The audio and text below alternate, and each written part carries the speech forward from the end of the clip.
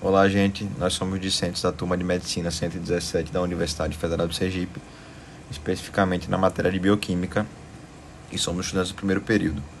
Ficamos responsáveis por fazer uma aula sobre anabolismo de colesterol e o nosso grupo é formado pelos discentes João Pedro Mesquita Gomes Vieira, Eric Noslian de Carvalho Costa, Joane Jung Almeida, Guilherme Franco Pires, Kaline Dantas Novaes e Douglas Farias de Moraes.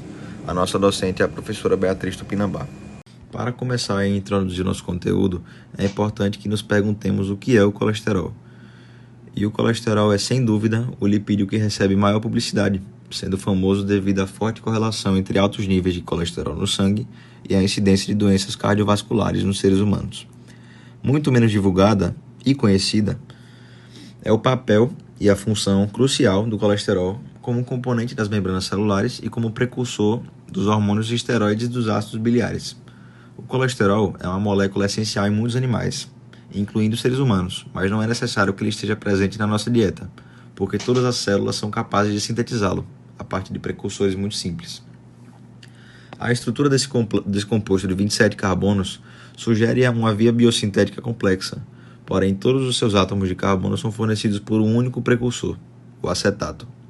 As unidades de isopreno, os intermediários essenciais na via partindo do acetato até o colesterol, também são precursores de muitos outros lipídios naturais, e os mecanismos pelos quais as unidades de isopreno são polimerizadas são semelhantes em todas essas vias. É importante destacar que o processo de anabolismo do colesterol é dividido em 4 etapas e fiquei encarregado de falar sobre a primeira. O colesterol, assim como todos os outros ácidos graxos de cadeia longa, é formado a partir de acetil-CoA. Mas o esquema de montagem do colesterol é muito diferente daquele dos ácidos graxos de cadeia longa. Nos primeiros experimentos para o estudo dessa via, foram utilizados animais marcados com carbono 14 para que fosse feita uma melhor diferenciação.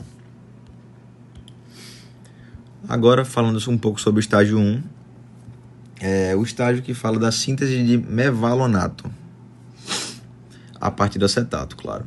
O primeiro estágio na biossíntese do colesterol leva ao intermediário mevalonato. 2 moléculas de acetil-CoA condensam-se para formar o acetoacetil-CoA, que se condensa com a terceira molécula de acetil-CoA, gerando o composto de 6 carbonos beta-hidroxi-beta-metaglutaryl-CoA. As 2 primeiras reações são catalisadas pela acetil-CoA acetiltransferase e pela outra enzima, HMG-CoA sintase, respectivamente. A HMG-CoA sintase citosólica dessa via é distinta da isoenzima mitocondrial, que catalisa a síntese de HMG-CoA na formação de compostos cetônicos. A terceira reação é o passo comprometido com a via, a redução de HMG-CoA em mevalonato, para o qual cada uma das moléculas de NADPH doa 2 elétrons. Assim, a HMG-CoA redutase, uma proteína integral de membrana do RE liso, retículo endoplasmático liso, é o principal ponto de regulação da via do colesterol, assim como será visto. Vamos lá, meu nome é Eric Noslian e eu vou continuar com o estágio 2. É a conversão do mevalonato em unidades ativas de isopreno. Tudo começa com fosforilação do mevalonato. A molécula do mevalonato ela vai sofrer uma série de reações de fosforilação, ou seja, adição de grupos fosfato. Vão ser utilizados 3 ATPs para adicionar 3 grupos fosfato a esse mevalonato, o que vai formar no final 3-fosfopirofosfomevalonato. Essa etapa vai acabar deixando a molécula altamente energética, altamente instável, ou seja, vai acabar pronta para sofrer reações de quebra, o que vai, enfim, gerar os isoprenos. Quanto à descarboxilização, vai acontecer essa reação de descarboxilização depois, fazendo a molécula perder um grupo carboxila, também gerando perda de fosfatos, resultando na formação de um composto que é o isopentenil pirofosfato, ou IPP. Vai ser uma unidade isoprenoide com 5 carbonos. Partindo para a isomerização, esse isopentenil pirofosfato pode se rearranjar com uma isomerização, formando dimetil alil pirofosfato. Ambas essas moléculas são moléculas ativadas com 5 carbonos e são monômeros básicos. Eles vão servir como peças para construir moléculas maiores, como o esqualeno, que eu vou falar no próximo slide, e futuramente finalizar como colesterol.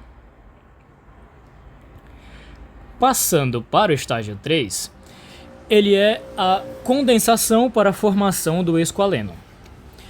Tudo começa com a formação do geranilpirofosfato. Vão ser reações de condensação, obviamente, e o IPP e o dimetilalilpirofosfato, ambos com 5 carbonos, vão se juntar em reações de condensação, cabeça com cauda, como é chamado, gerando o tal do geranilpirofosfato, ou GPP, que tem 10 carbonos, 5 mais 5. A forma como eles se ligam é importante para garantir uma continuidade correta dessa cadeia. Depois, um novo IPP vai se juntar ao GPP, aumentando a cadeia de 10 mais 5, 15 carbonos, formando então farnesilpirofosfato, ou FPP.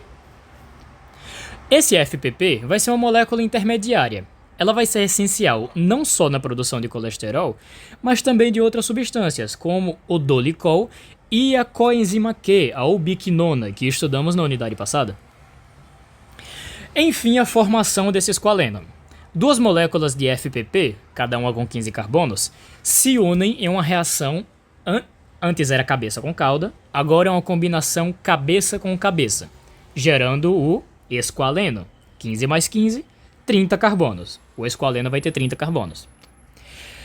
Essa é uma molécula linear, ela é apolar pela quantidade de carbono e hidrogênio, e ela é altamente hidrofóbica, obviamente. Pela sua intensa apolaridade, ela não vai se misturar com moléculas polares, entre elas a água. A estrutura desse esqualeno é uma cadeia principal com 24 carbonos na cadeia e 6 grupos metila nas ramificações, completando os 30. Ela possui múltiplas ligações duplas ao longo dessa cadeia, o que vai ser importante na próxima fase, já que ela será dobrada para formar os tais anéis de colesterol. Olá, eu vou contextualizar, meu nome é Joana Jung, e eu vou contextualizar, essa formação do colesterol. Bom, primeiro, na última etapa, na verdade, nós formamos o esqualeno, o corpo sintetizou o esqualeno, que é uma molécula linear, ao contrário do colesterol, que é uma molécula cíclica. Então, vai ser necessário formar ciclo dessa molécula linear. Então, eu vou ter que fazer uma ciclização para formar o lanosterol, que não é um colesterol ainda.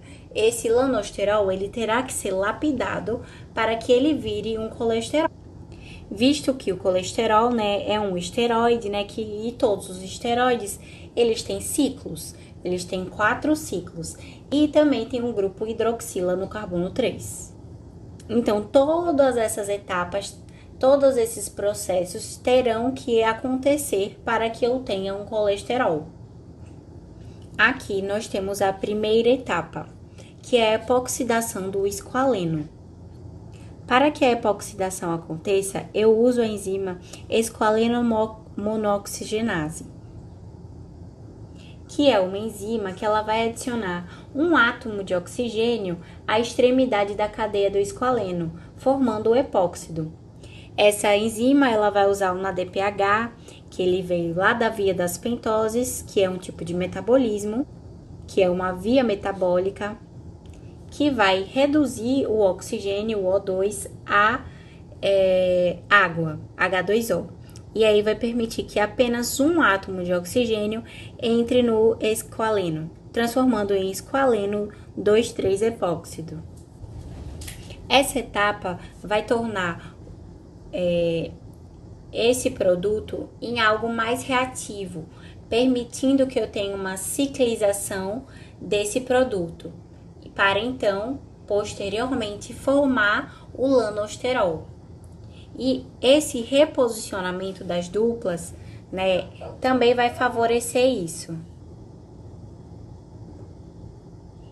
Aí aqui eu já vou começar a ciclização. Por enquanto o esqualeno 2,3-epóxido, ele ainda é uma molécula linear. Mas com esse reposicionamento de duplas, eu vou, a partir da enzima ciclase, que na verdade se chama lanosterol sintase, converter o esqualeno em lanosterol. E aí já é possível ver que eu consigo formar 4 anéis, que é um princípio dos esteroides, né? De terem 4 anéis e ainda um grupo hidroxila no carbono 3, que é a estrutura base, né, de um esteroide. E após essa série de ciclizações, eu consigo formar o lanosterol, que terá os 4 anéis, né, esteroides A, B, C e D. Agora eu vou transformar o lanosterol em colesterol. Como isso vai acontecer? Eu terei algumas modificações no lanosterol, porque ele precisa ser modificado para que eu tenha a molécula de colesterol. E aí o que vai acontecer? Eu vou remover grupos metis, vou reduzir as duplas ligações. É possível ver que eu tinha 2 duplas e agora eu só tenho uma dupla no colesterol. E vou reposicionar essas ligações duplas. Isso tudo vai acontecer no retículo endoplasmático liso. Essas mudanças estruturais, elas vão formar o colesterol, que tem 27 carbonos, uma hidroxila em C3 e uma dupla ligação no anel B.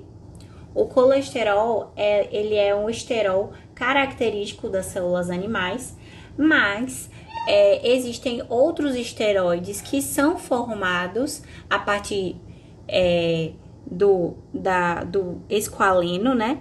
Que são produzidos por vegetais, por fungos e por protistas. Mas os animais, eles produzem o colesterol. E assim, após as 4 etapas, o colesterol ele é formado. Boa tarde, sou o aluno Guilherme Franco e hoje darei continuidade à aula referente ao anabolismo do colesterol, mais especificamente sobre o destino metabólico do colesterol, os destinos no caso, né? Bom, o colesterol ele pode ser produzido em alguns tecidos do nosso corpo, sabe? E ser utilizado para várias coisas, como a síntese de vitamina D, por exemplo, feita geralmente no rim, a produção de hormônios esteroides na região das adrenais ou das gônadas, ou até mesmo para a formação das membranas da célula, já que o colesterol é um componente, é uma estrutura anfipática, né? Que possui uma parte polar e uma parte apolar. Isso se encaixa nos critérios para a formação da membrana celular, né? Porém, de fato, substancialmente, o colesterol ele é sintetizado no fígado. Sua grande parte do colesterol é sintetizado no fígado. E esse colesterol que é sintetizado no fígado, ele é exportado de 3 maneiras, certo? A mais importante de todas em ácidos biliares, certo? Ácidos biliares que no caso é o nosso detergente biológico, né? É um líquido armazenado na vesícula biliar. Ele é excretado no intestino delgado e auxilia a digestão nas refeições que contêm gordura, no caso, né?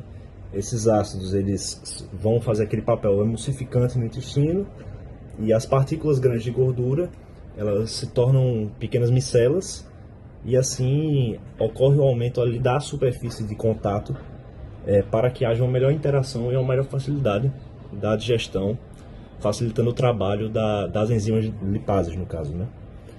Também esse colesterol ele pode ser armazenado em colesterol biliar, né? Que é o colesterol da bile mesmo.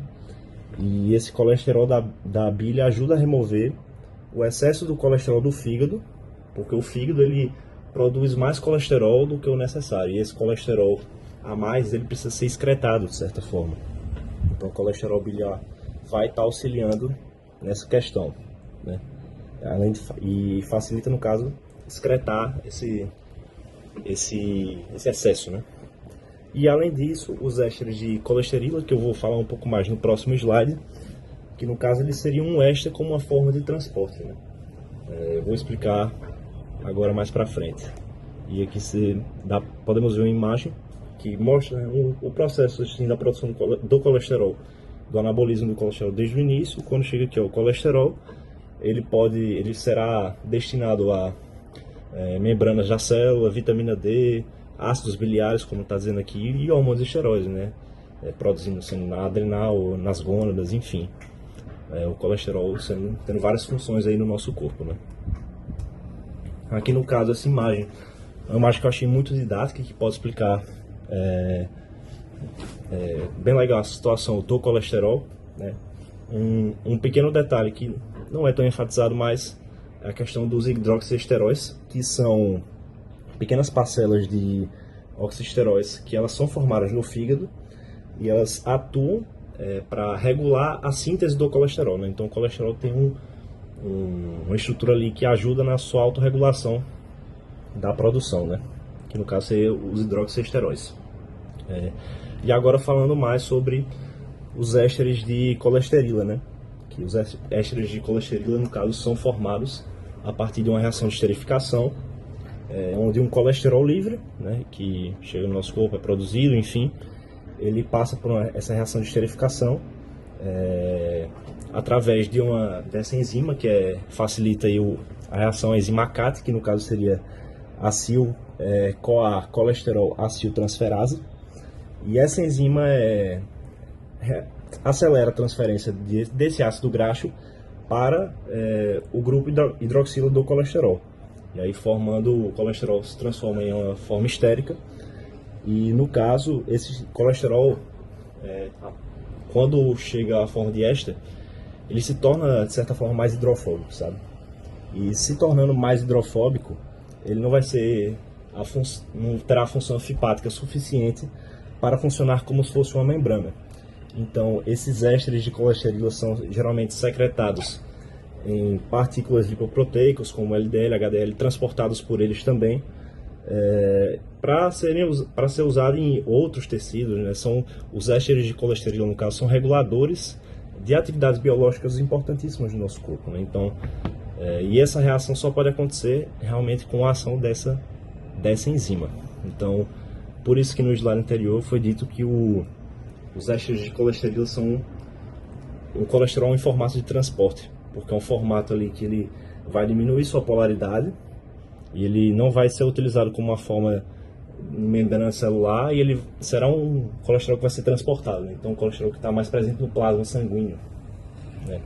Às vezes em vasos sanguíneos podem até causar doenças ali de obstrução de vasos com acúmulo de gordura, no caso, né? Oi, meu nome é Kaline Novaes e eu irei dar prosseguimento e finalizar a apresentação do grupo de bioquímica sobre anabolismo do colesterol. Eu irei começar com o transporte do colesterol, lipoproteínas e apoliproteínas. É importante ter consciência que o colesterol, ésteres de colesterol, triacilgliceróis e fosfolipídios são naturalmente e essencialmente insolúveis em água. Então, quando a gente sabe disso, já gera uma ideia de incompatibilidade. Como assim? Nós sabemos que nosso corpo é formado por 70% em média de água. Então, se eles são insolúveis em água, precisamos descobrir a forma para que esse colesterol possa ser transportado dentro do nosso organismo. E aí descobrimos que eles são transportados no plasma sanguíneo em complexos denominados lipoproteínas. Antes de mais nada, a gente tem que se perguntar, mas por que a necessidade desse transporte? Esse transporte se faz necessário porque o colesterol é produzido em um lugar e ele precisa chegar até o lugar onde será armazenado ou onde será consumido. Então, foi descoberto que quem faz esse transporte são os denominados de lipoproteínas.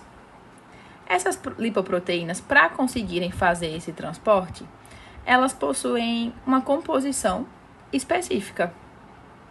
E como é? possuem um núcleo que é hidrofóbico.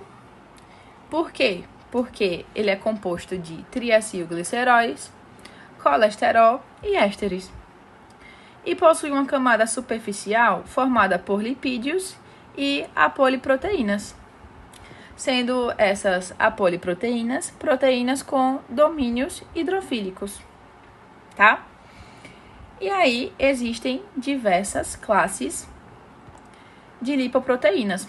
Trouxe aqui exemplo de duas, que são os quilomicrons, sendo eles lipoproteínas maiores e menos densas, contendo alta proporção de triacilgliceróis, e as lipoproteínas de alta densidade, que para nós são bem famosas, as lipoproteínas HDL, tá? E aí, nós temos função específica para cada um desses tipos. Por quê? Porque a função, ela depende da sua composição lipídica, tá?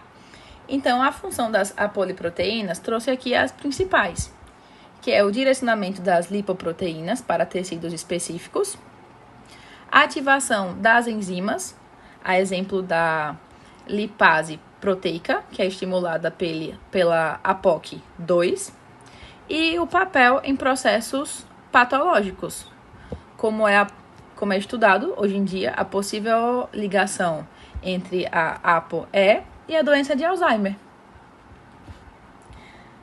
Com isso, o que é que a gente consegue concluir e ter considerações finais? A gente considera que a integração dos processos se faz de forma muito importante. Por quê? Porque a síntese do colesterol, ela é extremamente complexa, envolvendo múltiplas etapas enzimáticas, e reações de condensação, oxidação e ciclização. Então, é importante que esses processos estejam muito bem integrados e entendidos. O papel regulatório também é extremamente importante, porque nas apresentações vocês viram, por exemplo, o papel regulatório da HMG-CoA redutase e dos oxiesteróis, reforçando a importância de mecanismos de controle rigorosos. E os destinos, eles são variados, diversos, para agir de forma específica. Por quê? Desde a formação dos ácidos biliares para a digestão até a síntese de hormônios esteroides, é evidenciado sua relevância nos processos fisiológicos e de forma específica. E aí, também vimos os aspectos clínicos e patológicos, que se faz necessário entender para que o transporte por lipoproteínas já se tem noção de que ele é extremamente crucial para a abordagem de doenças cardiovasculares e metabólicas, isso de forma conclusiva, fora todo o estudo que vem sendo desenvolvido para conseguir uma relação maior. Então, finalizamos nosso trabalho aqui. Muito obrigada.